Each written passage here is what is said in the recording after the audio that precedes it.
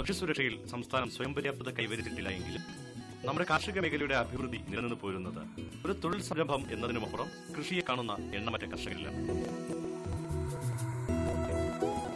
രാസവളങ്ങളും രാസകീടനാശിനികളും വിതറി മണ്ണിന്റെ ജൈവബലത്തെ ദുർബലപ്പെടുത്തി ലാഭ്യമാർഗം ലക്ഷ്യമിട്ട് നീങ്ങിയവർ കൃഷിയിടങ്ങളിൽ നിന്ന് അകലുകയും അവിടേക്ക് ജൈവ കൃഷിരീതി അവലംബിച്ചു പോരുന്ന ഒരു കർഷക സമൂഹം ഉടലെടുക്കുകയും ചെയ്തപ്പോൾ നമ്മുടെ വയലുകളിലും തുടികളിലുമൊക്കെ പ്രതീക്ഷയുടെ ഹരിതാഭ നിറയാൻ ആരംഭിച്ചു.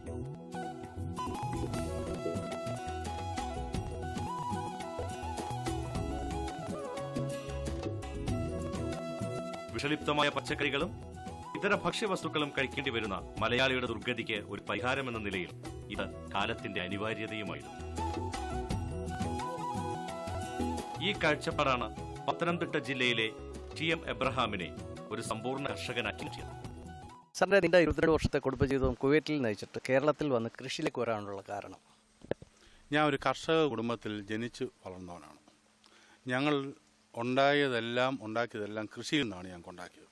ഞങ്ങൾ ഏറ്റവും അധികം സന്തോഷിക്കുന്നതും എൻജോയ് ചെയ്യുന്നതും കൃഷിയാണ്. ഞങ്ങളെ ഇത്രയും ആക്കിയതും കൃഷിയാണ്. എൻ്റെ പിതാവ് വലിയൊരു കർഷകനായിരുന്നു. അപ്പം ഞാൻ ഇവിടെ കടന്നു വന്നപ്പോൾ എൻ്റെ പിതാവിന് 90 വയസ്സുണ്ട്. 500 ഏത്തവാഴയും കപ്പയും അതിൻ്റെ കൃഷി എന്നെ ഏൽപ്പിക്കുകയായിരുന്നു. ഞാൻ എപ്പോഴും കൃഷിയിൽ ചെറുപ്പം മുതലേ വളരെ താല്പര്യമുള്ള ആളും കൃഷി ചെയ്യുന്ന ഒരാളുമായിരുന്നുകൊണ്ട് എൻ്റെ പിതാവിൻ്റെ കാൽച്ചുവട് പിൻപറ്റി എനിക്ക് ഏറ്റവും സംതൃപ്തി ഉണ്ടാകുന്ന ഒരു മേഖലയാണ് കൃഷി. സഹോദരങ്ങൾ ആരെങ്കിലും കൃഷിയിലേക്ക് ഇറങ്ങിയിട്ടുണ്ടോ? ഉണ്ട്. എൻ്റെ ഒരു സഹോദരനുണ്ട്, പോലീസ് ഡിപ്പാർട്ട്മെന്റിലുള്ളതാണ്. ആളും വലിയ കർഷകനാണ്. 2 പതിറ്റാണ്ടിലേറെ നീണ്ട പ്രവാസി ജീവിതം അവസാനിപ്പിച്ചുകൊണ്ടാണ് 2005-ൽ പത്തനംതിട്ട ജില്ലയിലെ കുറുങ്ങര താന്നിക്കൽ വീട്ടിലെ TM എബ്രഹാം നാട്ടിലെത്തിയത്. അറബ് നാടിന്റെ കൊടുംചൂടിൽ നിന്നാണ് എത്തിയതെങ്കിലും കാർഷിക പാരമ്പര്യത്തിന്റെ ഉൾച്ചൂട് ഈ കർഷകന്റെ മനസ്സിലുണ്ടായിരുന്നു. അതുകൊണ്ട് തന്നെയായിരുന്നു കർഷകനായ പിതാവ് TV മത്തായി 500 മൂട് ഏത്തവാഴയും മരച്ചീനിയും മറ്റ് നാട്ടുകൃഷിവിളകളും നിറഞ്ഞ പുരയിടം പുത്രന് കൈമാറിയത്. അതോടെയാണ് 3 ഏക്കർ സ്ഥലത്ത് TM എബ്രഹാം പ്രധാനമായും വാഴ കൃഷി ആരംഭിച്ചത്. 3 ഏക്കറിൽ നിന്നും പാട്ടഭൂമിയടക്കം 12 ഏക്കറിലേക്ക് ഇന്ന് കൃഷി വ്യാപിച്ചിരിക്കുമ്പോൾ TM എബ്രഹാമിന്റെ കാർഷിക താല്പര്യം എന്തെന്ന് നമുക്ക് മനസ്സിലാകും. ഈ മറ്റു പലയിടത്തും കാണാത്ത രീതിയിൽ ഇവിടെ ഏത്തവാഴയോടൊപ്പം കാച്ചിലും ചേനയും ഒക്കെ ഇടവിളയായിട്ട് കണ്ടു. ഇതുകൊണ്ടുള്ള ഗുണങ്ങൾ എന്തൊക്കെയാണെന്ന് ഒന്ന് പറയാമോ? അതിന് ചേമ്പയോ വാഴ വെച്ച് കഴിഞ്ഞാൽ വാഴയുടെ ചിലവാണ് കണക്ക് കൂട്ടുന്നത്. അതിനോട് 2 മൂട് കാച്ചിലിട്ട് കഴിഞ്ഞാൽ കാച്ചിലിന് പ്രത്യേകിച്ച് ചിലവൊന്നുമില്ല. കാച്ചിലിൻ്റെ പൂളിൻ്റെ ചിലവേ ഉള്ളൂ. വളം പ്രത്യേകിച്ച് ഇടുന്നില്ല. അപ്പം വളം പ്രത്യേകിച്ച് ഇടാത്തത് കൊണ്ട് ഞങ്ങൾക്ക് കാച്ചിൽ ലാഭമാണ്. 2 മൂട് കാച്ചിലിൽ നിന്ന് കുറഞ്ഞത് 10 കിലോ കാച്ചിൽ ഞങ്ങൾക്ക് കിട്ടും. ഏറ്റവും കുറഞ്ഞത് 10 കൂടുതൽ കിട്ടുന്നുണ്ട്, ചിലപ്പോൾ 8 കിട്ടും. ആവറേജ് ഒരു കണക്കാണ് പറയുന്നത്. 10 കിലോ കിട്ടിയാൽ ഇന്നത്തെ കാലത്ത് 250 രൂപ ഏറ്റവും കുറഞ്ഞ വില കിട്ടും. അപ്പം അത് ഞങ്ങൾക്കൊരു ലാഭമാണ്. വാഴക്കൃഷിയിലുള്ള ഒരു ലാഭത്തിനാണ് ഈ 2 ചെയ്യുന്നത്. പിന്നത്തെ സാറ് ചോദിച്ചല്ലോ ചേമ്പ് ഇതൊക്കെ നടുന്നത്. 4 മുറ്റത്താണ് ഞങ്ങൾ ചേന നടാറുള്ളത്. 4 മുറ്റത്ത് ചേന നടുമ്പോൾ നമ്മൾ ചിക്കി വരുമ്പോൾ കാട് കളയുന്ന എല്ലാ പ്രദേശവും കാട് കളഞ്ഞേ പറ്റുള്ളൂ. ഇടയ്ക്ക് 4 മുറ്റത്തൊരു ചേനയോ ചേമ്പോ നട്ട് കഴിഞ്ഞാൽ അത് ഞങ്ങൾക്ക് ലാഭം. അതിന് പ്രത്യേകിച്ച് പണിയൊന്നും വരുന്നില്ല. ഇച്ചിരി വളമിടുന്ന മാത്രം, 2 വളമിടുന്ന മാത്രമേ ഉള്ളൂ. പറിച്ചു വിടുമ്പോൾ 5 കിലോ 10 കിലോ ഉള്ള ചേനകൾ ഞങ്ങൾക്ക് കിട്ടും. അത് ഞങ്ങൾക്കൊരു ലാഭമായിട്ട് വരും. സർ, ഇപ്പം ചേനയ്ക്ക് എന്തുണ്ട് വില? ചേനയ്ക്ക് ഇപ്പോഴത്തെ വില 50 രൂപയാണ് ഒരു കിലോയ്ക്ക്. അത് സീസണിൽ കുറയും, 25-30 രൂപ ആവും. ചിലപ്പം 15 രൂപ 10 രൂപ വരെയും ആവുന്നുണ്ട്. അപ്പോഴും 5 കിലോ ഉണ്ടെങ്കിൽ ഒരു ചേനയ്ക്ക് 50 രൂപ ഞങ്ങൾക്ക് കിട്ടും. 4 വാഴയുടെ ഇടയ്ക്കാണ് ഞങ്ങൾ ചേന നടാറുള്ളത്. ചീമച്ചേമ്പാണെങ്കിൽ ചിലപ്പോൾ 5 കിലോ വരെ ഒരു മൂടയിൽ നിന്ന് കിട്ടും. അപ്പോൾ ചീമച്ചേമ്പാണെങ്കിൽ 125 രൂപ ഏറ്റവും കുറഞ്ഞത് ചീമച്ചേമ്പിന് കിട്ടും. അപ്പോൾ ഇടകൃഷി കൂടെ ആകുമ്പോൾ ഇതെല്ലാം കൂടെ ആകുമ്പോൾ നല്ലൊരു ലാഭം ഞങ്ങൾ പ്രതീക്ഷിക്കുന്നുണ്ട്. അതാണ് അതിൻ്റെ ചിലവ്. ഞങ്ങൾക്ക് ലേബർ ചാർജ് അല്ലെങ്കിൽ നമുക്ക് മുടക്കിയേ പറ്റുള്ളൂ. ലേബർ ചാർജിന് നമുക്ക് പ്രത്യേകിച്ച് ചിലവൊന്നുമില്ല. പിന്നെ വളം വാഴയ്ക്ക് ഇടുന്ന കൂട്ടത്തിൽ സ്വല്പം വളം കൂടി ഇടുക. അതും ചീമച്ചേമ്പിനാണെങ്കിൽ 2 വളമേ ഇടത്തുള്ളൂ. ചേനയ്ക്കും 2 വളമേ ഇടത്തുള്ളൂ. അതൊരു ചിലവായിട്ട് ഒന്നുമില്ല. അതാണ്. 5000 മൂട് ഏത്തവാഴകളാണ് ഇപ്പോൾ ഈ കർഷകന്റെ പുരയിടത്തിൽ നിരയിട്ട് നിൽക്കുന്നത്. കൂടെ 250 മൂട് പൂവൻ വാഴയും 100 മൂട് റോബസ്റ്റ വാഴയുമുണ്ട്. ഇടവിളകളായി ചേനയും ചേമ്പും കാച്ചിലും ഇഞ്ചിയും മഞ്ഞളും നാട്ടുകിഴങ്ങ് വർഗ്ഗങ്ങളുമുണ്ട്. വാഴക്കന്നുകളുടെ കൂട്ടത്തിൽ നിന്നും ആവശ്യമില്ലാത്ത കന്നുകളെ ചവിട്ടി മാറ്റി വളരാൻ കരുത്തുള്ള കന്നുകളെ തിരഞ്ഞെടുത്താണ് എബ്രഹാം വാഴ കൃഷി ആരംഭിക്കുക. വാഴ നട്ട് 1 മാസം വളർച്ചയെത്തുമ്പോഴാണ് എബ്രഹാമിന്റെ ഇടവിള കൃഷി ആരംഭിക്കുക. ഓരോ വാഴയുടെയും ഇരുവശത്തായി 2 മൂട് വീതം കാച്ചിൽ നൽകും. 4 വാഴകളുടെ മധ്യത്തിലാണ് ഓരോ ചേന വീതം നടുക.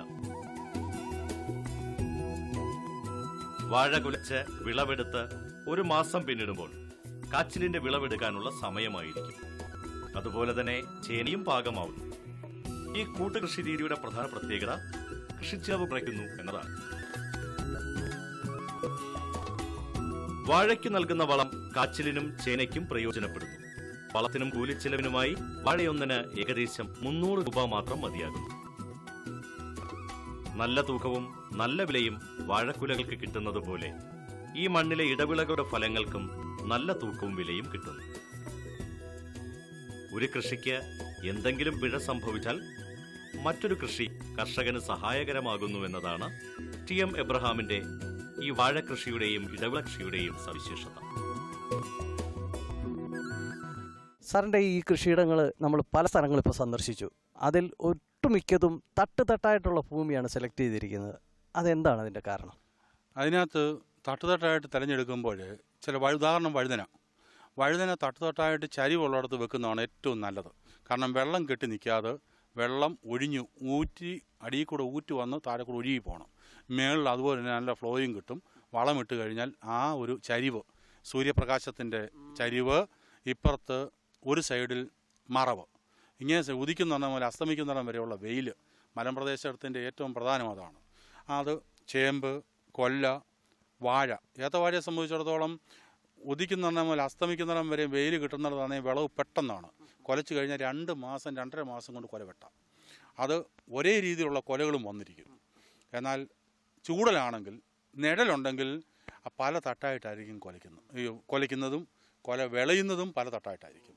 അതുകൊണ്ട് ചരിവുള്ള ഭൂമി എടുക്കുന്നത് വളരെ ഗുണകരമായിട്ടുള്ള ഒരു കാര്യമാണ്. നല്ല ഫലപുഷ്ടിയാണ് കാണിക്കുന്നത്. ഈ പാട്ടത്തിനെടുത്ത ഭൂമി ഞാൻ നോക്കി, പല ആൾക്കാരുമായിട്ട് പാട്ടത്തിനെടുത്ത് നിങ്ങൾ തമ്മിലുള്ള കണ്ടീഷൻസോ വ്യവസ്ഥകളോ ഒക്കെ ഒന്ന് വിവരിക്കാമോ?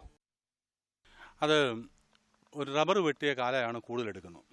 റബ്ബർ വെട്ടിയ കാലായിൽ റബ്ബർ വെട്ടിക്കഴിഞ്ഞാൽ റീപ്ലാന്റ് ചെയ്യാൻ അവർ JCBക്കെല്ലാം കിളച്ചിട്ട് കഴിഞ്ഞാൽ ഞങ്ങളെ കൃഷിക്ക് ഇങ്ങ് ഏൽപ്പിക്കുക. കൃഷി കയറ്റി കഴിഞ്ഞാൽ നമ്മൾ കൃഷി ചെയ്ത് കഴിഞ്ഞാൽ അവർ റബ്ബർ വെക്കും. റബ്ബർ വെച്ച് കൃഷി ചെയ്ത് കഴിഞ്ഞാൽ 3 വർഷം ഞങ്ങൾ കൃഷി ചെയ്യും. അതിന് പാട്ടമൊന്നും വേണ്ട. അപ്പോൾ ഞങ്ങൾ രാസജൈവ വളങ്ങളാണ് ഞങ്ങൾ ഇടുന്നത്. ഇടയ്ക്ക് മുഴുവൻ വളങ്ങളായിരിക്കും. കാടില്ലാതെ എടുത്തും കാട് കാണത്തില്ല. ഈ കൃഷിക്കകത്തെ കാടെടുക്കുക എന്ന് പറഞ്ഞാൽ വലിയൊരു എക്സ്പെൻസാണ്. 3 വർഷത്തിന് 4 വർഷം റബ്ബറിന് വളം അവരിടേണ്ട ആവശ്യമില്ല. റബ്ബർ നല്ല രീതിയിൽ വളർന്നു കയറി വരും. നല്ല ആദായവും കിട്ടും. ഇവർക്ക് വൻ പ്രോഫിറ്റാണ്, ഞങ്ങൾക്കും ആദായമുണ്ട്. അപ്പോൾ ഒരു എഗ്രിമെൻ്റ് ഇല്ല. ഞങ്ങൾ വാക്കാനുള്ളൊരു വിശ്വാസം. 3 വർഷം കഴിയുമ്പോൾ ഞങ്ങൾ തന്നെ ഒഴിഞ്ഞു മാറും. അവർക്ക് അവരുടെ റബ്ബർ ഫ്ലാറ്റും വെട്ടി അവർ റബ്ബർ വൃത്തിയാകും. കുന്നിൻ ചെരുവിലുള്ള പാട്ടഭൂമിയിൽ തട്ടുകൾ തീർത്താണ് ഗ്രഹാം കൃഷി ചെയ്തു പോരുന്നത്. റബ്ബർ സ്ലോട്ടർ കഴിഞ്ഞ് പുതിയ തൈകൾ നട്ടിരിക്കുന്ന ഭൂമി 3 വർഷത്തേക്കാണ് ഉടമ പാട്ടത്തിന് നൽകുന്നത്. യഥേഷ്ടം കിട്ടുന്ന സൂര്യപ്രകാശം, തളം കെട്ടി നിൽക്കാതെ വെള്ളത്തിന്റെ ഒഴുക്ക് തുടങ്ങിയവ ഈ തട്ടുതട്ടായുള്ള കൃഷിക്ക് ഏറെ പ്രയോജനകരമാകുന്നുവെന്നതും ശ്രദ്ധേയമാണ്. ഇവിടെ വാഴയോടൊപ്പം ചേനയും ചേമ്പുമൊക്കെ ഇടവിളയായി വളരുന്നു. ഇവയ്ക്ക് നൽകുന്ന വളം റബ്ബർ തൈകൾക്ക് പ്രയോജനപ്പെടുകയും 3 വർഷത്തെ കൃഷിക്ക് ശേഷം മണ്ണിലുണ്ടാകുന്ന ഫലപുഷ്ടി റബ്ബറിന്റെ വളർച്ചയ്ക്ക് സഹായകമാകുന്നു എന്നതുമാണ് ഭൂമിയുടെ ഉടമസ്ഥന്റെ പ്രധാന നേട്ടം. എത്ര ഏക്കർ പാട്ടത്തിന് കൊടുത്തിട്ടുണ്ട്? ഞങ്ങൾ 3 ഏക്കർ കൊടുത്തിട്ടുണ്ട്. അത് കൊടുക്കാനുള്ള കാരണം എന്ന് വെച്ചാൽ മൊത്തത്തിൽ കാടായിട്ട് കിടന്നാണ്. ഞങ്ങൾക്ക് പണ്ട് മുതലേ കൃഷിയുള്ളൊരു പുരയിടമായിരുന്നു ഇവിടെ. കുറച്ച് കാലങ്ങളായിട്ട് കൃഷിയൊന്നുമില്ലാതെ കാട് പിടിച്ച് കിടക്കും. അതും ഞങ്ങൾക്കൊരു മനസ്സിനൊരു പ്രയാസം ആയിരുന്നു. അതുകൊണ്ട് ഞങ്ങൾ കൃഷിക്ക് കൊടുത്തു. അതുമല്ല, ഈ കൃഷികളൊക്കെ കാണുന്നത് ഞങ്ങൾക്ക് ഭയങ്കര ഒരു സന്തോഷമുള്ളൊരു കാര്യം. ഞങ്ങളുടെ ഭൂമി അത്രയും പച്ചപ്പായിട്ട് കിടക്കും, കാടില്ലാതെ കിടക്കും. അത് കാണാൻ ഞങ്ങൾക്ക് പിന്നെ ഒരു വരുമാനവും. ജൈവ കാർഷിക രീതിക്ക് വളരെ പ്രാധാന്യം നൽകുന്ന TM എബ്രഹാം എന്ന ഈ കർഷകൻ കാലിവളം ശേഖരിക്കാനുള്ള യത്നത്തിനും തന്റെ ജീവിതത്തിൽ നൽകുന്ന പ്രാമുഖ്യം ചെറുതല്ല. സ്വന്തം വാഹനത്തിൽ ഗ്രാമങ്ങളിലൂടെ സഞ്ചരിച്ച് ശേഖരിക്കുന്ന കാലിവളം കൃഷിയിടത്തിലെത്തിച്ച് തന്റെ കൃഷിവിളകൾക്ക് സുഫലതയുടെ സാന്നിധ്യമായി മാറുന്നു. നമ്മുടെ കാർഷിക പൈതൃകത്തിന്റെ കണ്ണിയാണ് ടി.എം. എബ്രഹാമെങ്കിലും കാർഷിക രീതിയിലെ കാലികമായ മാറ്റങ്ങൾക്കും അതിനുവേണ്ടിയുള്ള ശാസ്ത്രീയ സംവിധാനങ്ങൾ സ്വീകരിക്കുന്നതിലും അദ്ദേഹം പുലർത്തുന്ന നിഷ്കർഷ പരമപ്രധാനമാണ്. മഴക്കാലം എന്ന് പറഞ്ഞാൽ ഈ കൃഷിയുടെ കാലമാണ്. ആ സമയത്ത് നമ്മൾ എന്തൊക്കെ കൃഷി ചെയ്യാൻ പറ്റും, എന്തൊക്കെ ചെയ്യാൻ പറ്റില്ല, പ്രേക്ഷകർക്കൊന്ന് പറഞ്ഞു കൊടുക്കാം. ഈ അച്ചായൻ്റെ പ്ലോട്ട് തന്നെ അതിൻ്റെ ഒരു മാതൃകയാണ്. എന്താണെന്ന് വെച്ചാൽ എല്ലാം പച്ചക്കറികൾ നമുക്ക് മഴക്കാലത്ത് കൃഷി ചെയ്യാൻ ഒക്കില്ല. ഉദാഹരണത്തിന് പയറൊക്കെ ചെയ്താൽ അഴുകിപ്പോവും. അപ്പം നമുക്ക് അത്രയും ബാക്കിയുള്ളതിനൊന്നും അത്രയും വിളവും കിട്ടൂല. അപ്പോൾ ഈ ചേന, ചേമ്പ്, കാച്ചിൽ, മറ്റ് കിഴങ്ങ് വർഗ്ഗങ്ങളും അതും ഇഞ്ചിയും ഇതൊക്കെ ചെയ്തിരിക്കുന്നത് അതൊക്കെ നന്നായിട്ട് ചെയ്യാൻ ഒക്കും. നമുക്ക് അതിൻ്റെ വിളവ് കിട്ടും. കൂടാതെ ചെയ്തിരിക്കുന്ന വാഴ ഇതൊക്കെ ഈ മഴക്കാലത്ത് നന്നായിട്ട് വരുന്ന കാര്യങ്ങളാണ്. അപ്പോൾ ഓണമാകുമ്പോഴത്തേക്കും നമുക്ക് ഇതിൻ്റെ വിളവും കിട്ടും, നല്ല വിളവും കിട്ടും. അതിന് നമുക്ക് നല്ല റെമ്യൂണറേഷനും കിട്ടുന്നതായിരിക്കും. നമ്മൾ ജൈവ കൃഷി രീതിയാണ് പ്രോത്സാഹിപ്പിക്കുന്നത്. ഇപ്പോഴത്തെ ഒരു ട്രെൻഡ് അനുസരിച്ച് മനുഷ്യർക്ക് രോഗങ്ങളൊക്കെ കൂടുതൽ വരുന്നുണ്ട്. അപ്പോൾ കീടനാശിനിയും രാസവളമൊക്കെ പരമാവധി ഒഴിവാക്കിക്കൊണ്ട്, രാസവളം ഒഴിവാക്കാൻ ഒക്കില്ല, അത് കുറയ്ക്കാം. അപ്പോൾ ആവശ്യമുള്ളിടത്ത് മാത്രം അത് ഇടുക. ബാക്കിയൊക്കെ നമ്മൾ ചാണകവും അല്ലാത്ത വളങ്ങളാണ് ചെയ്യുന്നത്. അപ്പോൾ അച്ചായൻ തന്നെ ചെയ്തിട്ടുള്ള കാര്യങ്ങൾ ഒന്ന് വിശദീകരിക്കും. അച്ചായൻ്റെ അഭിപ്രായം കൂടെ കേൾക്കാം. ഈ മഴ സമയത്ത് കൂടുതലും നമ്മൾ പച്ചച്ചാണകമാണ് ഈ ജൈവ കൃഷിയോട് ഉള്ള ഇതിൽ ചാണകമാണ് ഇടുന്നത്. പ്രത്യേകിച്ച് വാഴ, ചേമ്പ്, ഇഞ്ചി, കാച്ചിൽ, ചീമച്ചേമ്പ്, കണ്ണൻ ചേമ്പ്, കിഴങ്ങ് വർഗ്ഗങ്ങളെല്ലാം തന്നെ ഇടുന്നതിന് പച്ചച്ചാണകം അതിന് വലിയ പ്രാധാന്യമാണ്. അതോടൊപ്പം അല്പം രാസവളം കൂടി ഇടും. മഴ സമയത്താണ് അത് കൂടുതൽ പിടിക്കുന്നത്. ഉണക്കച്ചാണകം പറ്റുകയില്ല.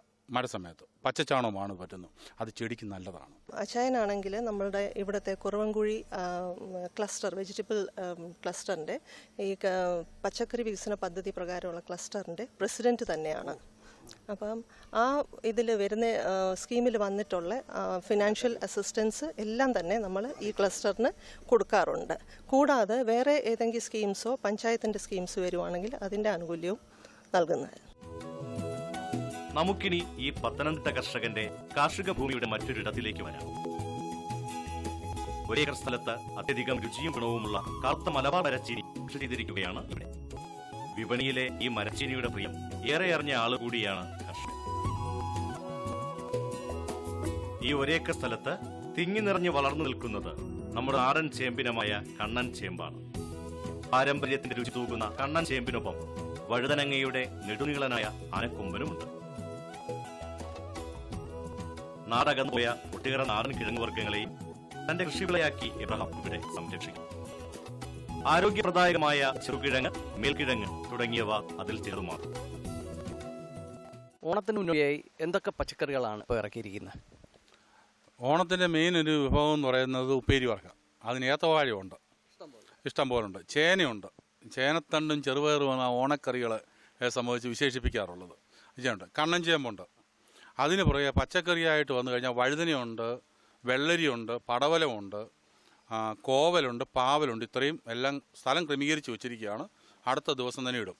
പിന്നെ അതിലുപരിയായിട്ട് മുളക്, പച്ചമുളകിൻ്റെ ഇവിടുത്തെ കൃഷി അന്യം നിന്ന് പോയതാണ് പച്ചമുളക് കൃഷി, കൊല്ലക്കൃഷി. ആ 200 മൂട് കൊല്ലക്കൃഷി ചെയ്തേക്കുന്നത് ഞങ്ങളുടെ ഔട്ട്ലെറ്റ് വഴി വിൽക്കാൻ വേണ്ടിയാണ് മുളക്. വരും ദിവസങ്ങളിൽ ഔട്ട്ലെറ്റ് വരുന്നവർക്കെല്ലാം നാടൻ പച്ചക്കറി മുളക്, വിഷമില്ലാത്ത മുളക് കൊടുക്കാനാണ് ഞങ്ങൾ കൃഷി ചെയ്യുന്നത്. വരുന്ന ഓണദിനങ്ങൾക്ക് മുന്നോടിയായി എബ്രഹാം കൈക്കൊണ്ടിരിക്കുന്ന ഏറെ കാർഷിക വിളകളും ഈ മലയോര തട്ടിലുണ്ട്. ഏത്തവാഴ, ചേന, ചേമ്പ്, പച്ചമുളക്, വഴുതന എന്നിങ്ങനെ ആ നിര നീളുന്നു.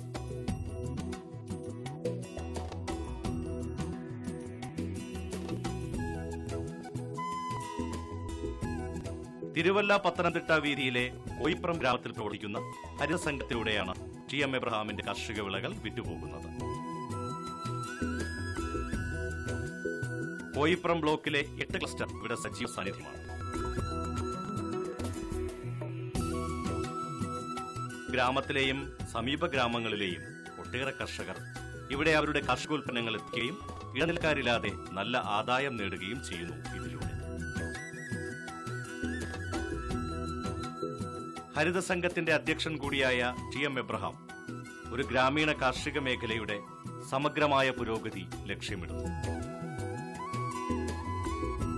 നമ്മുടെ ഈ ബ്ലോക്കിനെ സംബന്ധിച്ച് പച്ചക്കറി കൃഷിയിൽ വളരെ മുന്നേറ്റത്തിൽ വന്നുകൊണ്ടിരിക്കുകയാണ്. കഴിഞ്ഞ 3-4 വർഷമായിട്ട് നമ്മുടെ എന്ന് പറഞ്ഞാൽ നമ്മുടെ സ്വന്തം പച്ചക്കറി അവരവരുടെ വീട്ടിൽ ഉൽപ്പാദിപ്പിച്ച് ഭക്ഷിക്കുക. അതായത് ഈ രോഗം ഇപ്പം വർദ്ധിച്ചുകൊണ്ടിരിക്കുന്ന സാഹചര്യത്തിൽ വിഷങ്ങളില്ലാത്ത പച്ചക്കറി ഉപയോഗിക്കുക, ഭക്ഷ്യസുരക്ഷ ഉറപ്പാക്കുക. ഇതിന് വേണ്ടി പരമാവധി നമ്മുടെ കൃഷി ഡിപ്പാർട്ട്മെൻറ്റ് ശ്രമിച്ചുകൊണ്ടിരിക്കുന്നു. അതിൻ്റെ ഭാഗമായിട്ട് ഞങ്ങൾ കോയിപ്പുറം ബ്ലോക്കിൽ ഒരുപാട് പദ്ധതികൾ, ക്ലസ്റ്ററുകൾ 8 ക്ലസ്റ്ററാണ് നമുക്കിവിടെ ഉള്ളത് കോയിപ്പുറം ബ്ലോക്കിൽ. അതായത് പുല്ലാട് ADO ഓഫീസിൻ്റെ പരിധിയിൽ.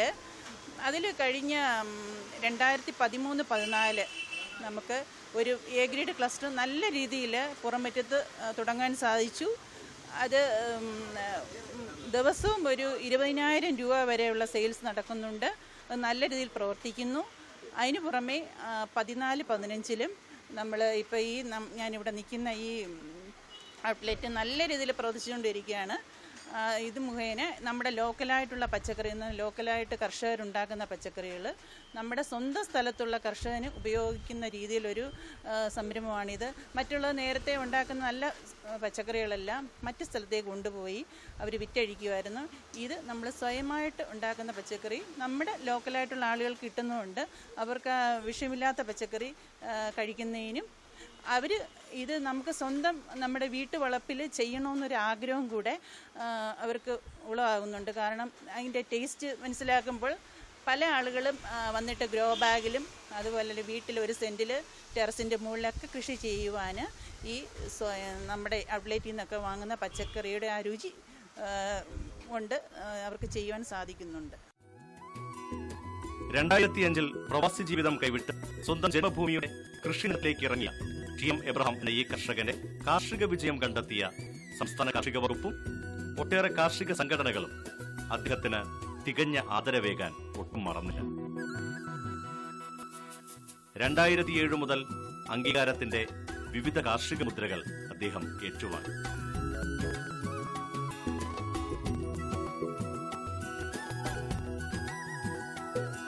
TM എബ്രഹാം എന്ന ഈ തിരുവിതാംകൂർ കർഷകൻ നമ്മുടെ കാർഷിക മേഖലയോട് പങ്കുവയ്ക്കുന്ന ഒരു അനുഭവ സാക്ഷ്യമുണ്ട്.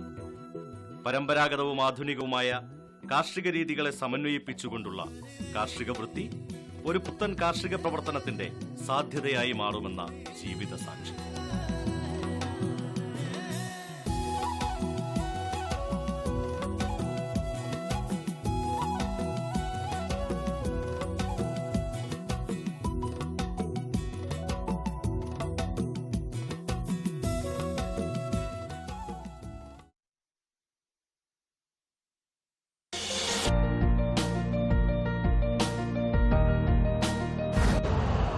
यूरिया का स्वदेशी उत्पादन 70 लाख टन बढ़ाने के लिए 6 उर्वरक संयंत्रों का उद्धार किया जा रहा है। FCIL के गोरखपुर, सिंदरी, तलचर और रामागुंडम संयंत्र, HFCL की बरौनी इकाई और BVFCL की नामरू फोर्थ। सोने पर सुहागा ये है कि देश में अब बनेगा सिर्फ नीम लेपित यूरिया, क्योंकि इससे होगा किसानों का फायदा ही फायदा। अनाज का उत्पादन 10% तक बढ़ेगा। बढ़ेगी 10 से 15% नाइट्रोजन क्षमता।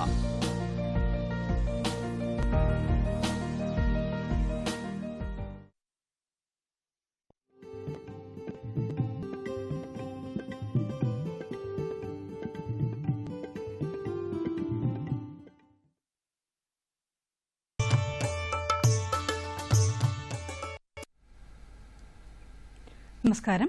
ദൂരദർശൻ കാർഷിക വാർത്തകളിലേക്ക് സ്വാഗതം. പ്രധാന വാർത്തകൾ. ഞവര നെൽകൃഷി വ്യാപനത്തിന് ധനസഹായം. കോട്ടയത്ത് പ്രധാനമന്ത്രി ഫസൽ ബീമ യോജന സെമിനാറും സാങ്കേതിക വാരവും. വിശദമായ വാർത്തകളിലേക്ക്. തെങ്ങിൻ തൊപ്പുകളിൽ ഇടവിളയായി കൃഷി ചെയ്യാൻ അനുയോജ്യമായ ഔഷധ നെല്ലാണ് ഞവര. ഞവരയുടെ കൃഷി വ്യാപിപ്പിക്കാൻ ഏക്കറിന് 4,000 രൂപ നിരക്കിൽ കൃഷിവകുപ്പ് ധനസഹായം നൽകുന്നു. തൃശൂർ, പാലക്കാട്, വയനാട്, കണ്ണൂർ എന്നീ ജില്ലകളിലാണ് ഞവര നെൽകൃഷി വ്യാപന പദ്ധതി നടപ്പാക്കുന്നത്. ഞവര നെൽവിത്ത് ലഭ്യമാകുന്നതിന് ബന്ധപ്പെടാവുന്ന കാർഷിക ഗവേഷണ കേന്ദ്രങ്ങളും ഫോൺ നമ്പരും: അമ്പലവയൽ പ്രാദേശിക കാർഷിക ഗവേഷണ കേന്ദ്രം 049326020421, മങ്കൊമ്പ് നെല്ല് ഗവേഷണ കേന്ദ്രം 047727022246, പട്ടാമ്പി പ്രാദേശിക കാർഷിക ഗവേഷണ കേന്ദ്രം 046622122228.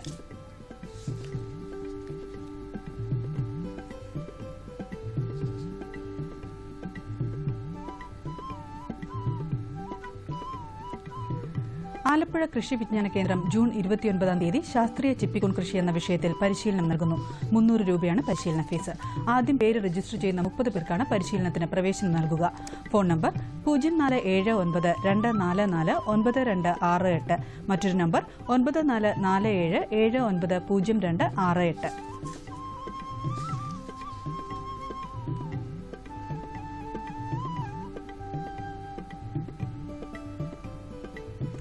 കോട്ടയം കൃഷി വിജ്ഞാന കേന്ദ്രം ജൂൺ 28 മുതൽ ജൂലൈ 1 വരെ സാങ്കേതിക വാരം ആഘോഷിക്കുന്നു. പ്രധാനമന്ത്രി ഫസൽ ബീമ യോജനയെക്കുറിച്ച് സെമിനാറും ഇതോടനുബന്ധിച്ച് നടത്തുന്നു.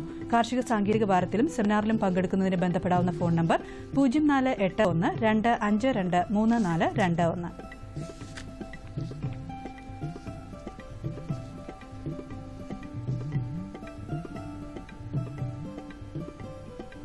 ക്ഷീരവികസന വകുപ്പിന്റെ 2016-17 ഗോധനം MSDP പദ്ധതി പ്രകാരം 1 പശു, 2 പശു, 5 പശു, 10 പശു, 5 കിടാരി, 10 കിടാരി എന്നിവയ്ക്കായി ധനസഹായം നൽകുന്നു. കൂടാതെ മിൽക്കിംഗ് മെഷീൻ, കാലിത്തൊഴുത്ത് നിർമ്മാണം, fodder cultivation and marketing, irrigation assistance, യന്ത്രവൽക്കരണവും ആധുനീകരണവും എന്നിവയ്ക്കും ധനസഹായം നൽകുന്നു. ഗോധനം പദ്ധതിയിലേക്ക് അപേക്ഷ സമർപ്പിക്കാൻ താൽപര്യമുള്ള തിരുവനന്തപുരം ജില്ലയിലെ ഗുണഭോക്താക്കൾ അതാത് ബ്ലോക്കുകളിലുള്ള ക്ഷീരവികസന യൂണിറ്റ് ഓഫീസുകളുമായി ബന്ധപ്പെടേണ്ടതാണ്. ജൂലൈ 15-നകമാണ് അപേക്ഷ സമർപ്പിക്കേണ്ടത്. വീട്ടുവളപ്പിലെ കോഴി വളർത്തലിന് ഗുണകരമായ കോഴിത്തീറ്റ എറണാകുളം കൃഷി വിജ്ഞാന കേന്ദ്രം വികസിപ്പിച്ചു. ഇവ 10 കിലോഗ്രാം പാക്കറ്റിലാണ് ലഭ്യമാക്കിയിട്ടുള്ളത്. കോഴികളുടെ വളർച്ചയ്ക്കും മുട്ട ഉൽപ്പാദനത്തിനും ഉതകുന്ന ധാതുക്കളും വിറ്റാമിനുകളും ലവണങ്ങളും അടങ്ങിയതാണ്. സംസ്ഥാന സർക്കാർ 100 ദിന കർമ്മ പരിപാടിയുടെ ഭാഗമായി കരനെൽ കൃഷി വ്യാപന പദ്ധതി നടപ്പാക്കുന്നു. 2560 ഹെക്ടറിലേക്ക് കരനെൽ കൃഷി വ്യാപിപ്പിക്കും. ഇതിനായി 2.56 കോടി രൂപ കൃഷി വകുപ്പ് വകയിരുത്തിയിട്ടുണ്ട്. കരനെൽ കൃഷി ചെയ്യാൻ ഏക്കറിന് 4000 രൂപ ധനസഹായം നൽകും. കൃഷിഭവനുകൾ വഴിയാണ് കരനെൽ കൃഷി വ്യാപന പദ്ധതി നടപ്പാക്കുന്നത്. ഇനി കമ്പോള നിലവാരം. വെളിച്ചെണ്ണ കൊച്ചി 7700 രൂപ, കോഴിക്കോട് 8600 രൂപ, തൃശൂർ 7550 രൂപ, കൊപ്ര കൊച്ചി 5265 രൂപ, കോഴിക്കോട് 5250 രൂപ, തൃശൂർ 5235 രൂപ. കുരുമുളക് അൺഗാർബിൾഡ് 69500 രൂപ, കുരുമുളക് ഗാർബിൾഡ് 72500 രൂപ. ചുക്ക് മീഡിയം 16500 രൂപ, ചുക്ക് ബെസ്റ്റ് 18000 രൂപ. മഞ്ഞൾ സേലം 10200 രൂപ, ഈറോഡ് 10400 രൂപ. കൊച്ചി റബ്ബർ RSS 5ാം ഗ്രേഡ് 13500 രൂപ, റബ്ബർ RSS 4ാം ഗ്രേഡ് 13700 രൂപ. കോട്ടയം റബ്ബർ RSS 5ാം ഗ്രേഡ് 13500 രൂപ, റബ്ബർ RSS 4ാം ഗ്രേഡ് 13800 രൂപ. കമ്പോള നിലവാരം കൊച്ചിയിൽ. വെളിച്ചെണ്ണ 7700 രൂപ, കൊപ്ര 5390 രൂപ, പിണ്ണാക്ക് എക്സ്പെല്ലർ 1950 രൂപ, പിണ്ണാക്ക് റോട്ടറി 2000 രൂപ. കുരുമുളക് അൺഗാർബിൾഡ് 69500 രൂപ, കുരുമുളക് ഗാർബിൾഡ് 72500 രൂപ. ചുക്ക് മീഡിയം 16500 രൂപ, ചുക്ക് ബെസ്റ്റ് 18000 രൂപ, മഞ്ഞൾ നാടൻ 11500 രൂപ, അടയ്ക്ക പുതിയത് 18000-നും 19000-നും മധ്യേ. ജാതിക്ക തൊണ്ടൻ കിലോഗ്രാമിന് 160-നും 180-നും മധ്യേ. ജാതിക്ക തൊണ്ടില്ലാത്തത് 350-നും 370-നും മധ്യേ. ജാതിപത്രി 500-നും 1000-നും മധ്യേ. ഗ്രാമ്പു 760 രൂപ. റബ്ബർ RSS 5ാം ഗ്രേഡ് 13500 രൂപ, റബ്ബർ RSS 4ാം ഗ്രേഡ് 13700 രൂപ, ഒട്ടുപാൽ 8700 രൂപ, ലാറ്റക്സ് 9500 രൂപ. കാലാവസ്ഥ. കണ്ണൂർ കൂടിയ താപനില 30.6 ഡിഗ്രി സെൽഷ്യസ്, കുറഞ്ഞ താപനില 23.4 degree Celsius. Kozhikode 29.6, 24.4. Kochi 31.4, 24.2. Alappuzha 31, 24.2. Punalur 32.2, 24.7. Thiruvananthapuram 31.5, 24.7 degree Celsius. ഇതോടെ ഇന്നത്തെ കാർഷിക വാർത്ത സമാപിക്കുന്നു. നമസ്കാരം.